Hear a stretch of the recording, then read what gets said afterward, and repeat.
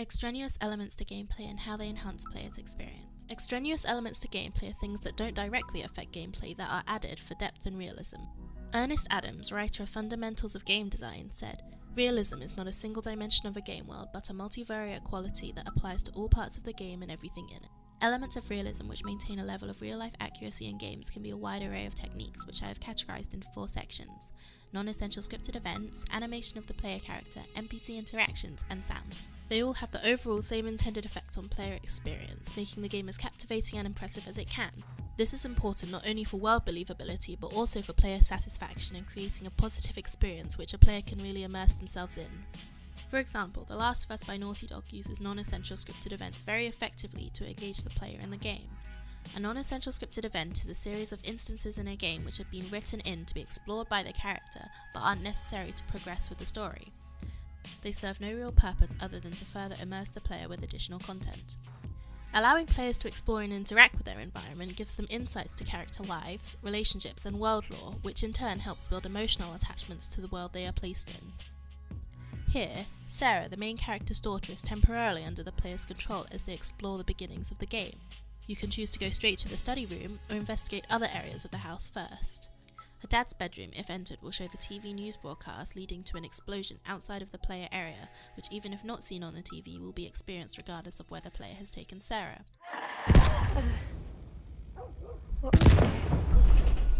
The dog barking from the noise of the explosion can be heard until Sarah optionally checks her dad's phone, which shows the player a number of texts and missed calls from Sarah's uncle.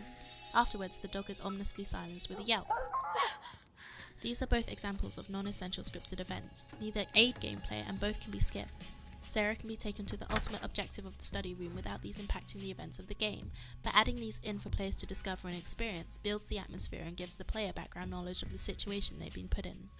This world building is further shown if the player investigates Sarah's things in her room and comes across a birthday card which she forgot to give to her dad, hinting at what their dynamic is without stating it outright. It lets the player discover these details for themselves. Transistor by Supergiant Games is also very story-focused and shows insight to the universe it is set in through extra scripted events that aren't crucial to complete the game, but are optional to gain a deeper understanding of the world, in a similar way that The Last of Us does. Terminals, which are poll stations within the world of Cloudbank, allow the public to vote on how the world is changed, for example what the weather is the next day.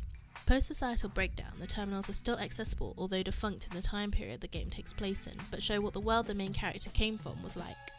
Animation of the player character is added to increase the believability of a character and make them feel more like a real person. This in turn makes it easier for the player to relate to a character, especially if it is a non-specific avatar. The Last of Us does this extremely well. In this scene, when Sarah is asking her dad Joel what the problem is, the atmosphere is tense and he tells her not to go near the door. Regardless of Sarah's position, right next to the door or the other side of the room, when the infected neighbour slams into the glass, Sarah startles, which in turn may also startle the player, and creates the feeling of uneasiness and apprehension for the events ahead. This is a reminder that Sarah is just a vulnerable little girl who in the middle of the night is witnessing these scary events, and the player is prompted to feel empathy towards her.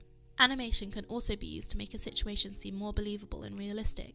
If the character is following real-life physics, it seems more plausible for them to be acting that way in a scene. For example, when Sarah and her family are in the car escaping their house, Sarah is not buckled in. Instead, she kneels up on the seat and holds onto the sides of the car, stabilizing herself in the moving vehicle with her hands. The camera is able to move around and show a 360 view from inside of the car. Sarah is realistically animated, so when the camera stops, she adjusts her hold in the car and isn't just stationary. Touches of realism are achieved with just little animations like these, but are deeply effective, and many small things like these help solidify the realness of the game. NPC interactions is a very important element in making a world seem believable and deep. People react to you if you physically touch them, or if you get too close they may pass a comment or perhaps even attack you if you're considered a threat to them. This is a feature that frequently appears in The Last of Us. For example here, if Joel listens in on this conversation between two NPCs and is standing close enough, they include him in the conversation, acknowledging that he has heard what they'd been speaking about before. However, if he is too far away, the conversation can still be overheard, but he is not included. These little snippets of conversation serve no additional purpose to gameplay, but give you an idea of Joel's personality, as well as reinforcing the idea that the world keeps turning even if you aren't there to witness it. Another example of The Last of Us imitating a realistic scenario is here, when Joel and Sarah are running from the infected, surrounded by many panicked people he can bump into while trying to escape. Those NPCs fall over and cry out as real people would. They don't just run through him, they stagger and try to steady themselves, adding to the realness of the scene. It would have been easy to forget about simple details like these and have NPCs not respond to player input, unchangeable assets who follow a script in a scene, but this would have made the experience less realistic and less enjoyable. Having the randomness of a real-life element created a more believable situation. Similarly, the Animal Crossing series by Nintendo also do this to some extent. Although a completely different style of game with a different set of goals and playstyle, the addition of NPCs interacting with the player character is still there all the same.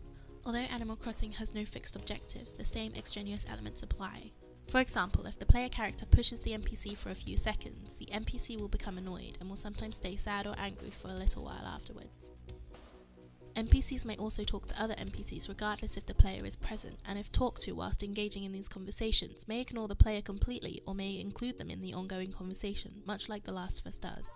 Villager NPCs that have come from other players' towns sometimes mention their old town, adding to the believability of the world and their abilities to move from town to town. It gives the characters depth and believable backstories that increase player satisfaction. Another extraneous element to gameplay Animal Crossing does well is sound. For example, in the museum, the original music plays in the lobby, but in the different exhibits it changes to suit the atmosphere and theme of each room. When it rains in the game, the music adapts, creating ambience, immersing the player in the feel of the world. It is the same soundtrack but with slight changes to make the mood fitting of rain. Here in this example of A Hat in Time by Gears for Breakfast, the music audibly adjusts, so when the player is in the beach area of this level, the music sounds more tropical. Steel pans and maracas can be heard, changing the atmosphere and mood. This is a popular technique in game design called adaptive music. As Andrew Clark from Gamma Sutra said, the music system is supporting the dramatic action by adapting intuitively and discreetly in order to remain contextually appropriate. However, this doesn't apply solely to music. It can also be implemented with sound effects, such as in this example. It is raining, but John must pass through this abandoned lorry. When he nears the entrance, the sound of the rain changes as it bounces off the shell.